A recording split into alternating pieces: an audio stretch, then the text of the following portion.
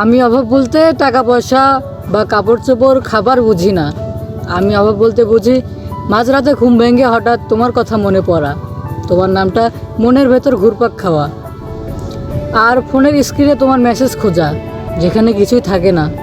আমি অভাব বুঝি যখন তোমাকে না পেয়ে বুকের ভেতরটা হালকা করে হাহাকার করে ওঠে, যখন মনে পড়ে তুমি ছিলে, কথা বলতে, হাসতে, রাগ করতে, ভালোবাসতে। আর এখন এখন কেবল শুধু স্মৃতিগুলো পাশে থাকে। এই না পাওয়ার অভাবটাই সবচেয়ে কষ্টের, কারণ সব অভাবই একদিন পূরণ হয়। শুধু যাকে মনের গহীনে রাখা হয় তার অভাব কখনোই মেটে না। তোমার অভাবটাও তেমনই, রাতের নিস্তব্ধতা আর আমার নিঃশ্বাসের ফাঁকে ফাঁকে বাজে। আমি অভাব বলতে বুঝি মাঝরাতে ঘুম ভেঙে তোমাকে মিস করাকে।